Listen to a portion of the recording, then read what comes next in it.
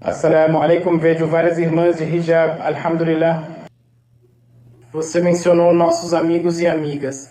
Você pode explicar o que o hijab significa no Islã? Porque há muitos equívocos. Dizem que o hijab é um símbolo de opressão. É um símbolo de opressão ou é um símbolo de liberdade? Muito bom, muito bom. A questão é que, como vocês viram, nossa convidada e quase todas as mulheres muçulmanas usam algum tipo de cobertura. O irmão quer saber, essa cobertura é o hijab? Isso é um símbolo de opressão ou é um símbolo de liberdade e empoderamento? O hijab é como um código de vestimenta, assim como em qualquer lugar que vamos. Nossos irmãos aqui também estão seguindo um código de vestimenta, certo? Esse é o código de vestimenta que se espera deles. Se eu estou trabalhando no hospital, há um código de vestimenta. Quando as pessoas vão para escolas e faculdades, também existe um código de vestimenta. Então, o código de vestimenta que nosso Criador deu para a humanidade é o código de vestimenta da modéstia. E o hijab reflete essa modéstia, certo? Esse é o primeiro ponto. Segundo, não é imposto a ninguém. Elas usam porque Deus ordenou que usem. Terceiro ponto, né? O que vestimos não é o único aspecto da modéstia. A modéstia no Islã é um conceito holístico, envolvendo a modéstia dos meus e dos seus olhos. O Alcorão diz no capítulo 24, versículo 30, ó homens crentes, baixem o olhar e preservem a modéstia. Isso é melhor para vocês aos olhos de Deus. E a mesma orientação é dada às mulheres na frase seguinte. Então, a modéstia dos olhos também é importante. Modéstia da língua. Você sabe, o profeta Muhammad, que a paz esteja com ele, disse, diga algo bom ou permaneça em silêncio, certo? Isso é modéstia da língua. E eu sempre digo isso, sabe? Quantos casamentos poderiam ser salvos se marido e mulher seguissem isso, não é? Vamos lá. E quantos mundos, calamidades podem ser evitadas se seguirmos sempre fazendo o bem e dizendo coisas boas? Hijab é um conceito holístico. Mas o conceito de modéstia não está presente apenas no Islã, ele também é encontrado na fé judaica. As judias casadas precisam cobrir a cabeça sem mostrar o cabelo. Maria, mãe de Jesus, fazia isso. Maria, mãe de Jesus, também seguia o conceito de hijab. Se você olhar qualquer representação de Maria, mãe de Jesus, ela está totalmente coberta como uma irmã piedosa, querida e honrada. Sim, nossas irmãs cristãs que estão aqui, especialmente quando vão à igreja, também devem usar o hijab quando estão na igreja. Quem está dizendo isso? Não sou eu. A Bíblia está dizendo isso. No Novo Testamento, em 1 Coríntios 11, 5 a 6... Então, o hijab é um conceito de modéstia. Ele reflete modéstia e castidade. Então, nossas irmãs, nossas mães, nossas esposas, nossas filhas, sabe? Nossas mulheres, elas não devem ser objetificadas, mas sim respeitadas. Elas devem ser honradas. Elas devem ser valorizadas pelas bênçãos, pelos talentos, pela personalidade e pela religiosidade que Deus lhes deu. Então, ao assumir esse empoderamento de usar o hijab, nossas irmãs muçulmanas, ao longo dos séculos, tiveram contribuições enormes na história da humanidade. Algumas estão nos cartazes ali em cima. Como eu mencionei, nossas irmãs muçulmanas foram pioneiras em universidades, hospitais e farmácias. Elas ganharam medalhas de ouro, como Iftikhar Muhammad, certo, usando o hijab. Primeira mulher muçulmana americana a usar o hijab e ganhar uma medalha de ouro nas Olimpíadas. Muitas estudiosas, muitas diretoras, muitas professoras, muitas médicas, certo? Elas usam o hijab e têm um desempenho excelente. Então, o seu hijab é um conceito de modéstia, é um código de vestimenta para essa humanidade.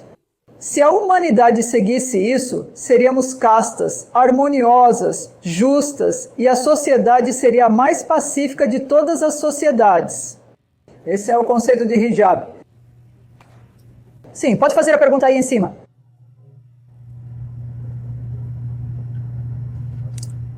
Então, quando você diz que tem que rezar 5 vezes ao dia, isso acontece porque há momentos em que você não consegue ir à mesquita no horário da oração.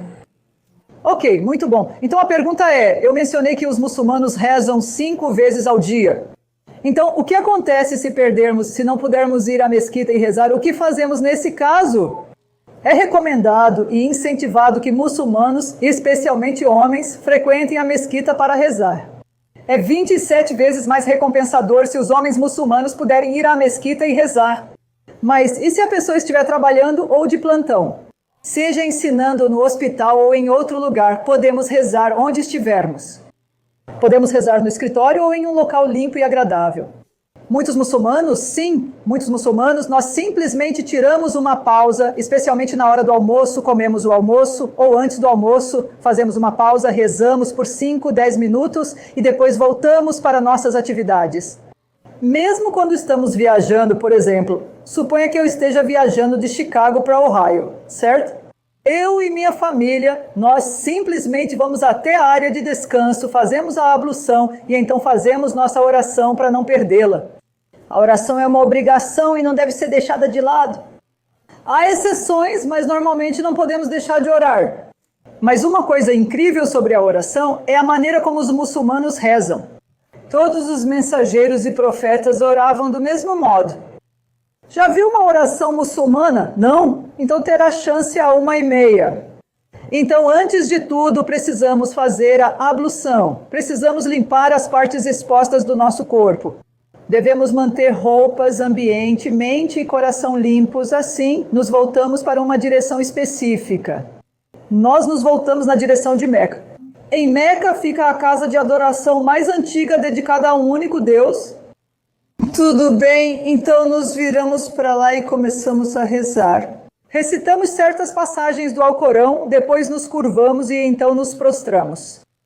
No Antigo Testamento, Abraão já rezava de forma semelhante.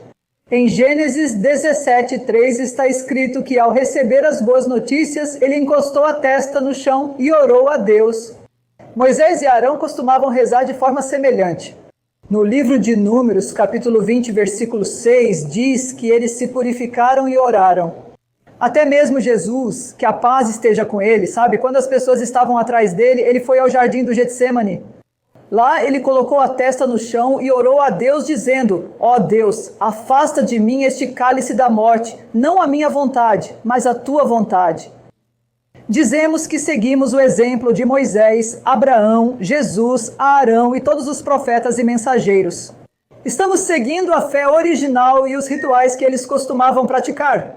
Quando estamos viajando, podemos encurtar a oração e podemos combinar 2 orações. Podemos combinar a segunda com a terceira oração e a quarta com a quinta. Mesmo que não consiga ficar de pé para orar devido à idade ou problemas físicos, a pessoa pode sentar na cadeira e orar. Se não puderem sentar, podem deitar e orar. Então Deus tornou isso fácil, mas orar é uma obrigação. Nós já almoçamos aqui, vocês ainda não, estamos esperando por vocês. Assim como comemos um certo número de vezes para nutrir nosso corpo, oramos um certo número de vezes para nutrir nossa alma. É como recarregar nossa alma, conectar-se com o Criador. Esteja sempre consciente de que existe um Criador. Qual é o propósito da vida? Deus observa, façamos o bem. A oração é poderosa. Ela pode recalibrar nossa bússola moral, nossa bússola espiritual. Assim não nos distraímos com tantas coisas agitadas em nossa vida, sempre conscientes de que Deus está presente. Faça as coisas certas. Seremos responsabilizados no dia do julgamento. Essa é a oração muçulmana. Quando você diz que Allah é um, quem é o agente? Allahu Akbar. Tudo bem. É Akbar Rahman, o rei, ou é apenas um ou mais? Quando dizemos Allahu Akbar, afirmamos que só Allah é o maior. Então, esse é um dos atributos de Deus. Ele é Akbar, ele é o maior. Então, ninguém é maior do que ele e ninguém é igual a ele. Ele é o maior na perfeição de ser o maior. É isso que queremos dizer. Então, nós não atribuímos esse atributo a nenhum ser humano, nenhum profeta, nenhum santo, nenhuma parte da criação. Esse atributo de ser o maior pertence somente àquela entidade que é Deus, que em árabe é Allah. Boa pergunta. Inshallah. Doutora Súdia, pode explicar por que homens muçulmanos usam barba? Nós mulheres usamos hijab, mas por que vocês homens usam barba? Tudo bem. Por que os homens muçulmanos usam barba? Nossos oficiais estão usando barba, certo? Vocês estão usando barba? Vocês são muçulmanos? Não. Bem, um pouco de vocês, é? Não na segunda-feira. Não na segunda-feira, tudo bem. Antes de tudo, fazemos qualquer coisa no Islã porque Allah está nos dizendo para fazer. Nosso profeta Muhammad, que a paz esteja com ele, está nos encorajando a fazer isso. Então, existe um dito do profeta Muhammad, que a paz esteja com ele, que diz: homens muçulmanos, certo, deixem a barba crescer e raspem ou apararem o bigode. Esse é o principal motivo pelo qual o homem muçulmano usa barba, certo? O segundo motivo é que seguimos a Sunnah, o exemplo de Muhammad, que a paz esteja com ele.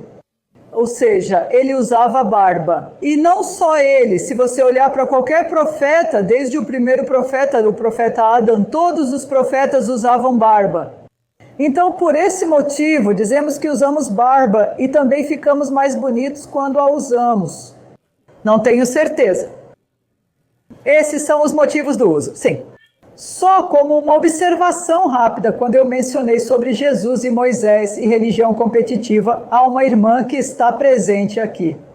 Ela era de origem cristã e estava curiosa sobre Jesus e o Islã. E então ela estudou o Islã por escolha própria. Ela fez algo incrível, quero convidá-la rapidamente. Ela pode, em até 1 minuto, comentar o que a motivou a buscar informações sobre Jesus no Islã. Irmã, venha aqui, irmã Latifa. Uma salva de palmas. Salam alaikum. Alaikum assalam. Meu nome verdadeiro é Laticia. Na verdade, meu nome muçulmano Latifa foi dado a mim, para mim. Eu cresci como católica e comecei a me interessar pelo Islã, cultura e religião há cerca de 1 ano. Quanto mais eu estudava, mais a religião fazia sentido para mim. Eu nunca acreditei de verdade na Trindade. Eu acreditava que deveríamos adorar o Criador e não suas criações. E simplesmente todas as perguntas que eu tinha foram respondidas. Assim que me deparei com o Alcorão, tudo fez sentido para mim nesta vida e na outra. No ano passado, eu realmente fiz o jejum, alhamdulillah, e coincidiu com o meu aniversário, 2 de abril. Então, sem bolo, sem nada. Eu fiz o jejum, esperei até o pôr do sol e comecei a aprender as orações em árabe. Inshallah, dia após dia vou melhorar. Lembro que meus pais me mandavam para a escola católica 1 vez por semana. Na época não fazia sentido, mas agora faz. Eu peguei uma Bíblia e uma das professoras me disse: não a verde, mas a vermelha. E eu fiquei tipo, por quê? Qual o problema?